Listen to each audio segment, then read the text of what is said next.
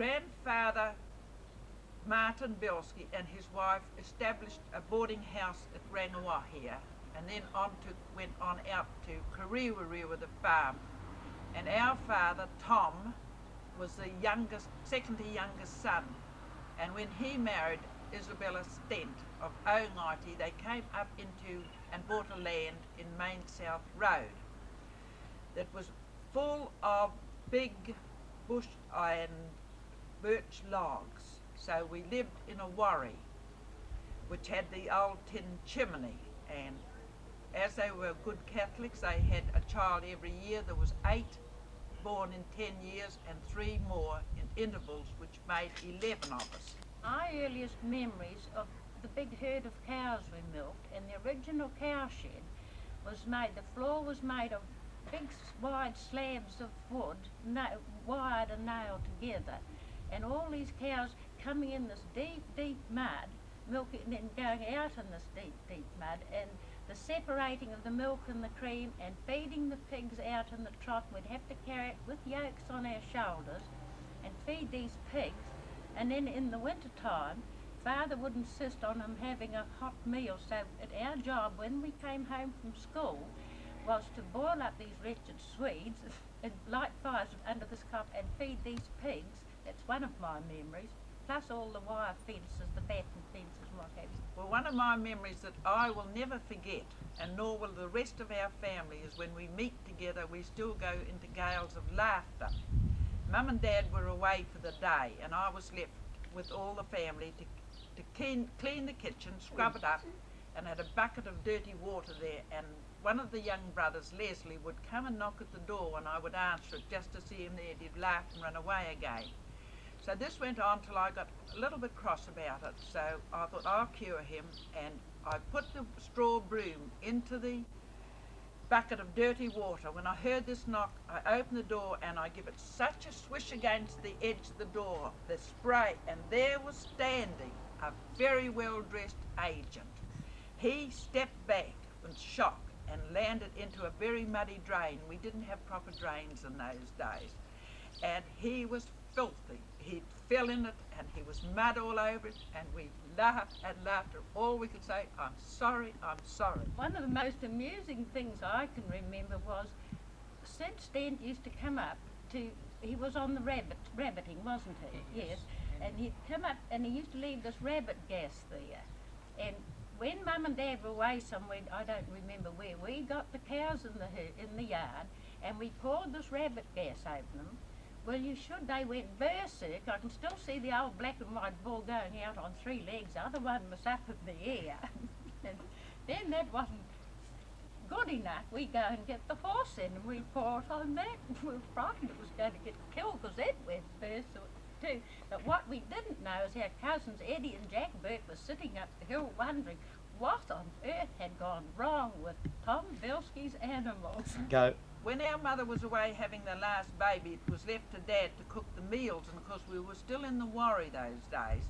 So he made a big plum duff and put it in a kerosene tin, and it was cooked on the open fire. It was a very good plum duff, so we all sat down and we had a real good meal of it.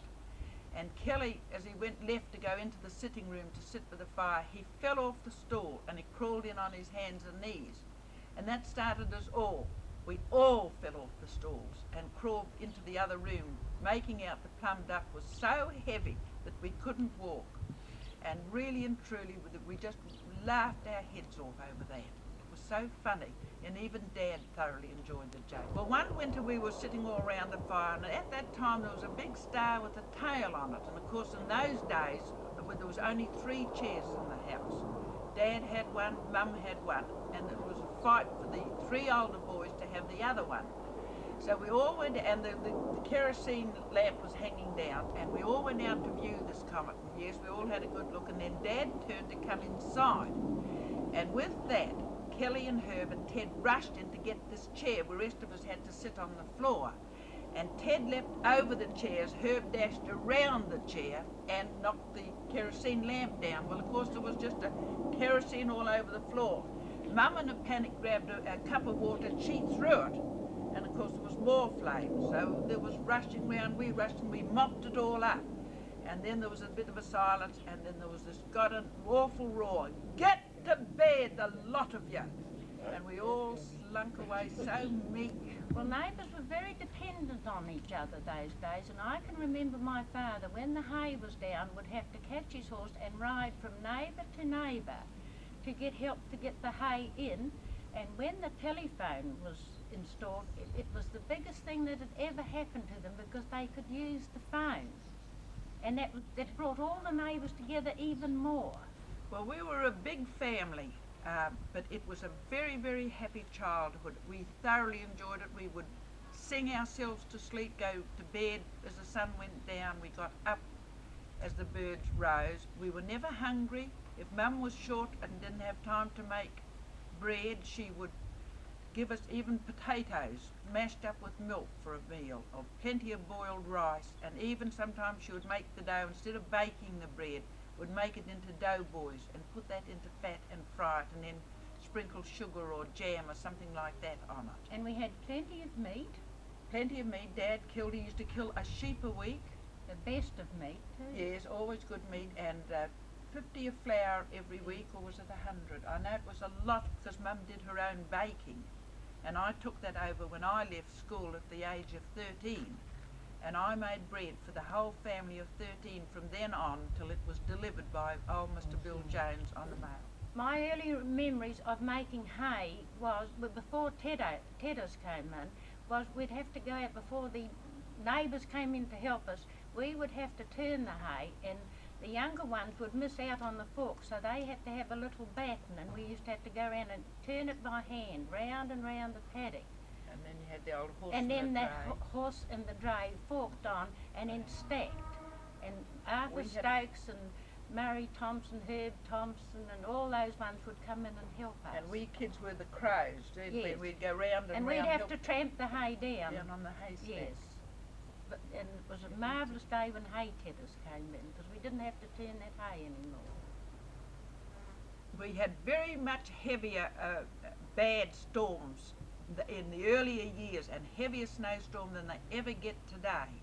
I think the worst one was about 26 to 28 inches of snow, and one lot of snow we had there lay on the ground for a fortnight, because the frost came afterward and set it so hard that it was very hard to break into that snow to feed the stock. And we used to have very bad easterly winds come over the Ruhini Ranges, and one year it took the roofs off houses, and I still can remember we couldn't stand in it, that the sheds tops were going, and one big birch tree outside our place, the tips of that tree hit one side of the fence over like that, and it came over, hit, it never broke. And it was just something one should have filmed then, because it was just never to be forgotten. We were so frightened of it. And these would come on every so many years. But the snow has lightened now, but we used to have to plod through it to school, often barefoot. It's my husband Humphrey Meads, and it was the first time he came up to take me back to meet his people, which I already knew, but not to get to visit the home. It was a very, very heavy snowstorm. So he had to leave the car in Hyde's flat, and it rang, and I was to go and meet him to take me back to the Meads. And I walked, and the footmarks were there, and his footmarks were there, and we met up in the hill between, just by the school, and we obviously had kissed, because our feet came up quite close, and then we broke, and then the 2 feet went back like this. Well, the rest of the Bielski saw this, and I said that was never allowed to be